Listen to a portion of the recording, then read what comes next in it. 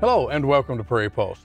Coming up a little bit later in the show, we'll learn about the Historic and Cultural Society of Clay County. But first, joining me now as my guest is one of the owners of Mel's Gluten-Free Bakery in Fargo, Matthew Mel. Matthew, thanks for joining us today. You bet, you bet. This is exciting. Yeah, well, Matt, as we get started, tell the folks a little bit about yourself and your background. Well, I grew up in Fargo, attended a couple of the high schools before I graduated, and attended Moorhead Tech in sales, marketing, and management, and just have always been a North Dakota boy. Traveled out of state, lived in Denver for a couple of years, and northern North Dakota, Pekin, a small town I lived at for about a decade. Back to Castleton, back to Fargo, where I just born and bred North Dakotan. I'm not Teddy Roosevelt, but you could call me a little bit of a rough rider, I guess. So. All right. Well, with that said, what got you in the gluten-free business? Necessity. You know, they say necessity is the mother of all innovation. Sure. And my entire family, I have 3 brothers, my sister, and my mom. And we are all celiac, so we don't really have a choice. We have to eat gluten-free. Okay. Well, now tell us about how, and I guess when you started the bakery and how it all came about. Well, my older brother had a business where he was traveling and doing some point-to-point networking for some agronomy and agricultural companies. And he had been diagnosed with celiac, and he's like traveling and couldn't find anything to eat. I mean, maybe a potato chip here or there, or he could have some a couple of varieties of beef jerky that they're not putting wheat in as a filler. And he grew up when he was in high school, and out of high school for a little bit, he worked at the Fargo Cork and Cleaver, and he was a chef there for a while, so he had a culinary background. He said, you know what? A lot of this gluten-free food out there, you know, I'm going to do something and create something that so I can have some of my lifestyle back and enjoy eating again. And that was kind of where it started for him. So, okay. Well, we'll come back to some of the foods, but how are the division of duties sort of divided up among the family and the business there? Well, my brother Mark and I came in 2013, and Mark was working for Red River Telephone, and I left a wonderful career at Moorhead Public Service. I was in charge of the outdoor water, the water crew, putting together the water mains, fixing every water main break, you know, laying pipe, and we're just like, let's join in. You know, we've been guinea pigging these products from the beginning, which wasn't always a lot of fun being a guinea pig, but as it started to get better and we were doing comparatives with other products out there, we're like, this is a legitimate opportunity to make a difference for our community and for people like us that have had their dietary lifestyle ripped from them in this, you know, big rocking change to how they have to eat. So, okay. Well, how have things been going so far? I understand you recently moved or moving for the expanding business. Yep. The winery, it used to be the winery on the end of the same strip mall we were in, came open. It had a drive-through, which we haven't opened yet, but we will. It was just a bigger space, and we were limited in our growth because of the small space we had, and we also wanted to create a template for other cities and other stores, and we just needed a little more room to do that. So the move went really well, and our business is really growing. We're able to offer a lunch now. We do breakfast on Saturday.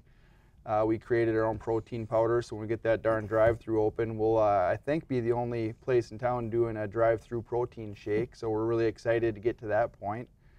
Okay. Well, with all that going on, let's back up a moment and maybe explain to the folks out there who might not know what constitutes gluten and why some people can't process it. Well, gluten is the protein in wheat, and the wheres and whys and whens, you know, you learn more and more. It's kind of like coffee. If somebody does a study on coffee and they're looking for all the bad qualities, they can say, hey, coffee can be bad for you on this level and that level and this. And you get somebody else doing a study that says, hey, all the benefits of coffee. Well, there's kind of a balance in there, but with gluten, if your body can't tolerate or process it, it's over. It's just you cannot eat it at all anymore.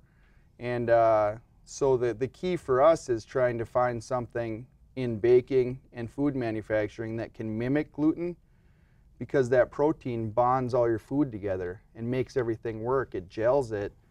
And in all reality for us, my older brother Paul is the man behind the mission who wouldn't quit and in a Thomas Edison fashion, had a lot of trial and error and a lot of failures, and one day it just started clicking and he expounded upon that, and 10,000 tries at the light bulb, and all of a sudden this bright light came on and we were eating food that was wonderful and great. And whether you call it diligence, hard work, or just plain luck, it is what it is. We're just happy that we can eat some food that tastes wonderful. So well, I'm going to ask you about that, I think, a little bit. But diagnosis of celiac disease, is that more and more common because that people are getting diagnosed with that? It seems to be a lot more common. A lot of the science that I follow and the people that I respect in the industry are saying that it's going to continue to grow. And it's diagnosis, and you can't really quote me on this. I'm just regurgitating what I've learned and what I believe to be true. Only time's going to really say if that is the truth. But I don't know if it's the changing of the seeds or if the manipulation of wheat or what it is, but it seems like it's continuing to get more and more prevalent.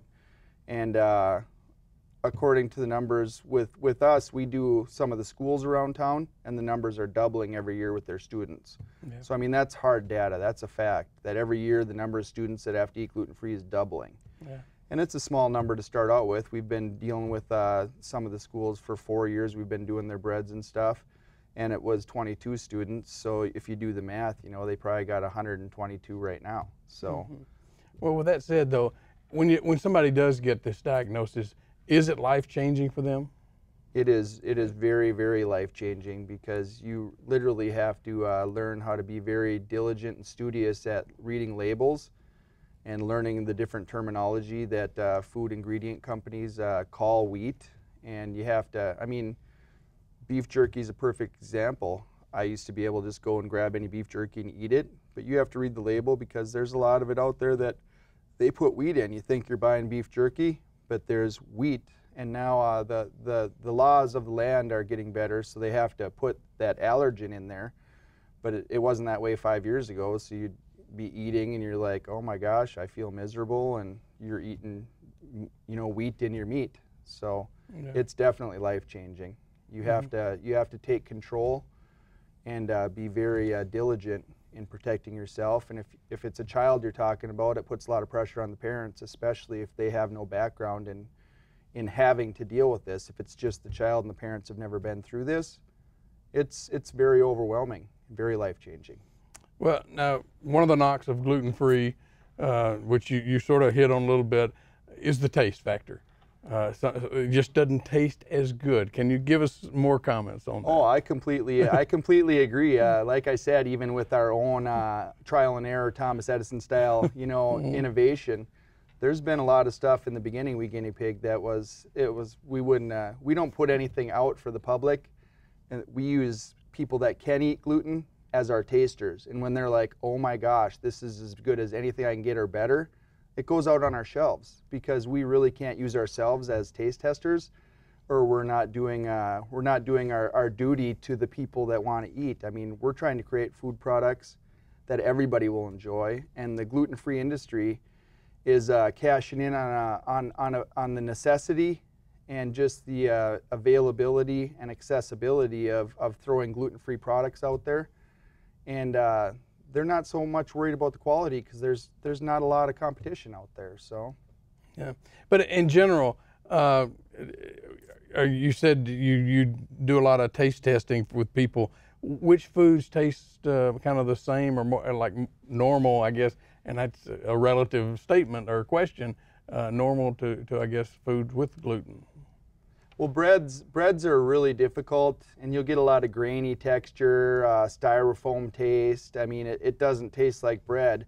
They'll call it a gluten-free bread, but I don't know what I would call it. I don't eat it. If I'm going to have a burger and I have to use some of those products, I eat the burger with no bread. That's a really difficult one. Besides bread, some of the cake products and stuff like that out there, I was never a big cake eater until we started this business, and they can be really dry and crumbly and just not really have a good flavor or taste to them. So I mean, the best way to sum it up is I've seen a lot of companies that pump tens of millions of dollars into trying to figure out how to make a high quality gluten-free bread, and they give up after pumping all that money in because it's not an easy thing to do. If everybody could do it, everybody'd be eating high quality gluten-free food, and it's not an easy thing to mimic the protein in gluten. Is very difficult. So. And do you have a substitute for the bread? Oh yeah, we do. We've got some real exciting things. We got a traditional bagel finally coming out now, and my wife does not have to eat gluten-free and says it's the best bread product ever, and she would choose it above other breads out there, which is a huge victory for us because she wouldn't eat a gluten-free bread if she didn't have to, because she doesn't have to. So that's exciting for us. And our sandwich buns and English muffins, they taste like bread. We have people come into our bakery that have been celiac for 20 years and try bread and start crying because they're so excited. Oh my God. And that's what you hear. That's the one thing you hear is it tastes like bread, because comparatively a lot of other gluten-free breads out there do not. So. Well, now you're finding more and more competition for the gluten-free dollar. There is. I mean, hindsight's always 20/20. Man, if we were sitting 10 years ago, we would own this market. You could say that, but that's just that's not a good way of thinking. There's a lot of saturation, and the one beautiful thing about gluten-free is there's not a stocking fee or a shelving fee in a lot of the grocery stores like other products, but that's coming down the pike because there's a lot of people who are putting out their gluten-free products trying to cash in on the market. Everybody says, hey, this is going to be a $15 million market. It's going to be a $12 billion market, all these numbers that they talk about, and they're accurate, it will be, but that doesn't mean you should just throw something out in the mix. So it's very saturated with low quality and poor quality products. There's some mid quality, and there's a few people out there doing it right where you get high top shelf quality products, but they're the minority. So there is competition, but there's not a lot of quality competition. So where and how do you get and manufacture your products? We self-manufactured a lot of our stuff. All of our baked goods we're self-manufacturing. We actually acquired a co-packer, absolutely wonderful, 100% gluten-free mill, very stringent. We got a gluten-free certification called ICS certification. Our old certification company, I'm not going to name, but I mean, they'd charge you $7,700 a year for a certification, and they'd come in and test one time a year. And now all of our stuff's manufactured for us. They test on a daily basis. You get a certificate of analysis showing that everything you get is, a lot of the times, 20 parts per million is a government regulation. We get our certificate of analysis, and it's 4.7 parts per million. So we're above and beyond. And it just takes the guesswork out of it. We don't have to pay as much to get that done. We're also certified, audit certified through the food safety program, so that we can, as we grow our business with some of our wholesale, we can go right into Costco. We're Costco audit certified, and I mean, a lot of exciting things. The big boys that we're having manufacture our product now, they have the manufacturing equipment and the ability to do it in bulk, to do it fast, and we don't have to buy all that equipment. We don't have to pay the labor. We just pay the set price, and they do the work for us, and they do it better, and they do it. So we had to take a chance and sign an NDA, but in the big picture, it's given us the opportunity to grow our business and to switch over and open up this bakery, and it's just really an exciting thing. So, yeah. Are restaurants becoming more gluten-free friendly?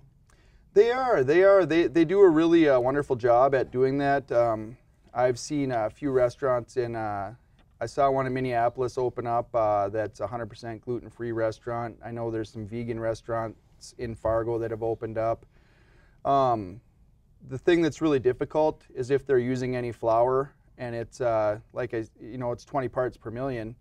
That means like 20 grains of sand out of that bag of flour, and they float around in the air. If they're landing on other food, if somebody's a celiac that's sensitive, they're going to get cross-contaminated.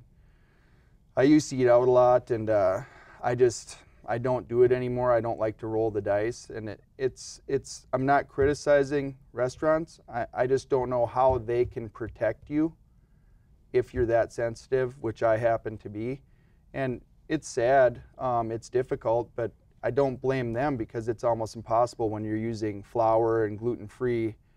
If you're trying to be gluten-free, if you're using gluten products, that cross-contamination thing it's just inevitable. Mm-hmm. You can't blame them.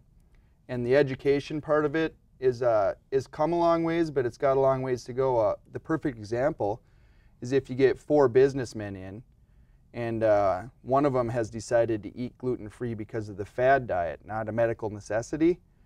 And he's like, I need to eat gluten-free, and tells the server that, and they bring out the bread for the other 3, and he's like, heck with it, and starts eating the bread. Then he's training that server that this gluten-free thing isn't a real thing. You can't blame the server for that because they're just like, they don't understand because they don't have to deal with it themselves. So the education part has a long ways to go. I've went out to eat before and said, hey, I need to eat gluten-free, and they're like, all right, no potatoes for you. So, and you know, I just always thank God that steak and chicken are gluten-free, man. Well, with all that said, you want to talk about other allergens, the nut and dairy issues for people? We found when we opened our bakery in 2015, which we did so we could have direct customer feedback, and it's been a godsend. It's been wonderful that there's so many people out there with so many other allergens that have affected their lifestyle that I wouldn't say we've become experts, but we've become very diligent and very concise and very clear on offering some 100% safe dairy-free options. We are nut-free. We don't use any nuts because we find out there's a lot of kids and a lot of people out there and a lot of adults that can't have nuts. So we want to people that have their lifestyles change because of food allergies. We want to give some options out there, and we've done that with dairy-free, nut-free. We have soy-free options. We have some vegan options because you get a lot of people that have egg allergies. So we just, if you don't have to eat gluten-free, but you have a dairy allergy, we have something for you, and it tastes wonderful, and it's going to give you some of your lifestyle back. And the same with nut-free, and the same with soy-free options. And our flour, if you're into baking for yourself, it's corn-free, dairy-free, nut-free, sugar-free. I mean, it's the cat's meow, and you can use it cup for cup in any recipe. So that's our gift to the community and to the world, hopefully someday, that we have a flour that can give you your lifestyle back if you're not afraid to go in the kitchen and bake some food. Do you think, you mentioned the trend to eat gluten-free, do you think that trend will continue? I actually hope it does, because the beautiful thing about the trend, and this is from a selfish kind of a nature, is that when more people are demanding a food, the food companies put out better ingredients. So it's really benefited us. The trends have given us opportunities to get more products in to sample and to try that create better functionality, taste, and quality. So it's been a godsend. So yes, I think the trend will continue, and I hope it does, because demand creates availability. So, well, with that said, Matt, if people want more information about your bakery or about gluten-free products, where can they go? Who can they contact? About our bakery or gluten-free products, they can contact us anytime they want, and it is Mel's Gluten-Free Bakery at www.melsflour.com. We have a Facebook page, and our phone number is 701-205-4174. If you find out you get a new diagnosis, come on in and talk to us, and we'll do everything we can to help you. So, well, Matt, thank you for joining us today. Thank you for telling us about this, and good luck to you. Thank you. Thank you very much. Appreciate your time. Right. Stay tuned for more.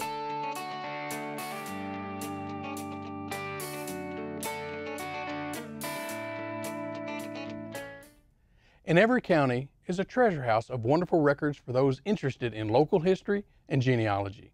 In the archives at the Historic and Cultural Society of Clay County, you will find a wealth of information about the people and places around the county and the changing community we live in.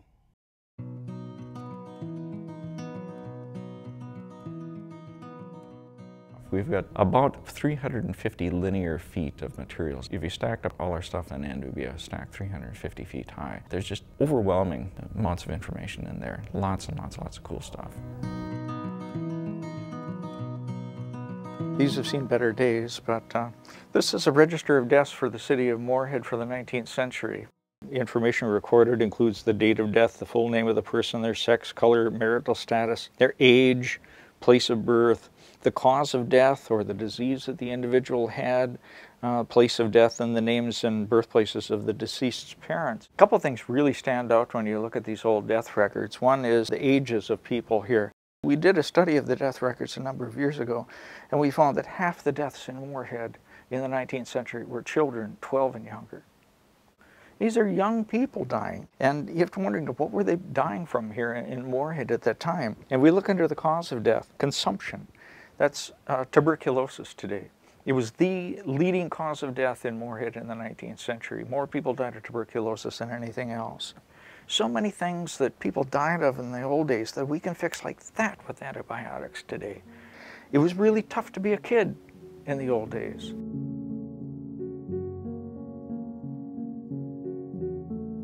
Newspapers give all sorts of great information here. I just happened to see it, just happened to be on this, October 2nd, 1924. For the Moorhead Daily News, and a headline says, first car sugar beets left Moorhead. The sugar beet industry was just barely getting started here in the Red River Valley in the mid-1920s. Here we have documentation of the very first car sugar beets coming out of Moorhead. Many people are interested in doing research on the history of their homes or their businesses, and we have a number of resources we can use for that. We have a complete set of city directories for Fargo and Moorhead going back to the 1880s, and I think of those, they're kind of like telephone books on steroids, just all kinds of information in city directories. Sanborn fire insurance maps. These are highly detailed street maps that were drawn of cities all over the country from the mid-1800s to the mid-1900s. And they were designed to provide fire insurance companies with detailed information about individual buildings so they could set their rates accordingly. This is all gone.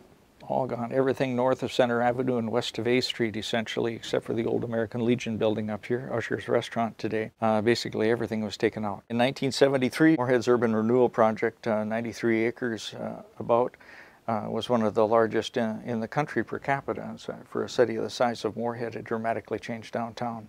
And this would be very helpful for researchers today trying to understand what downtown Moorhead looked like. Well, these are materials from the Thortvedt family collection, and they were extraordinary documentarians. The whole family was, particularly Orabelle Thortvedt. She not only kept a daily diary for many, many years, her father did as well. This is his diary from World War I. It has a little cramped handwriting down here. And at the end of each year, Levi, Orabelle's father, would write up a very brief description of what had occurred during the year, during the base of the year. And this, he's talking about 1918. And he says, disease known as the Spanish influenza, as long as I have lived here, many deaths in and out of the county and all over the world. We are afraid, and it ain't over yet. This is one of many scrapbooks that was put together by Orabelle. She called this one her old biography scrapbook, and she wrote up stories about people that she knew, relatives that she knew, or other people from her community up there. Drew pictures of each of them, sketched them in the scrapbook, and then wrote down detailed information about the individuals. And she was not afraid of going into real detail about and her own opinions about what people were like. And it's another great, extraordinary volume.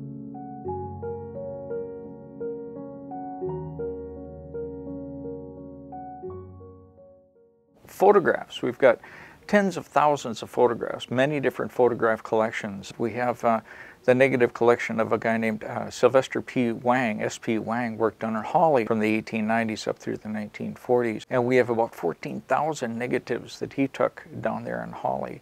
About 10,000 or so are studio portraits. We have about half of those identified. So if researchers come in looking for information about their family, if they had relatives in eastern Clay County, we always go to the Flayton Wang Index and see if we have photographs. And it's a good chance that we've got photographs of their relatives in that collection.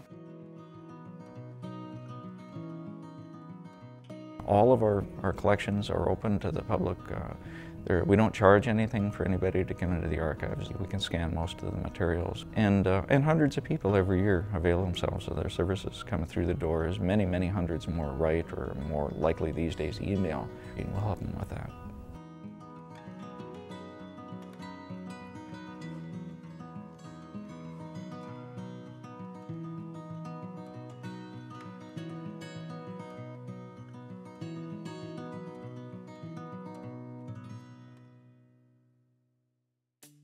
Well, that's all we have on Prairie Pulse for this week. But as always, thanks for watching.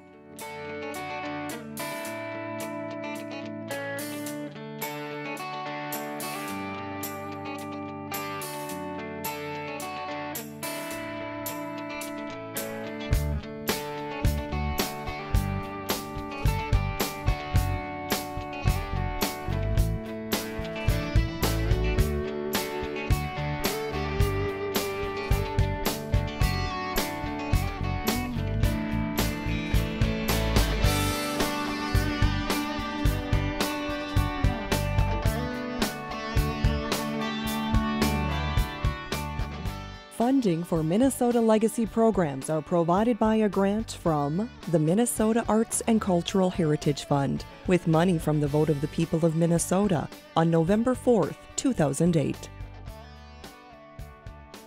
And by the members of Prairie Public.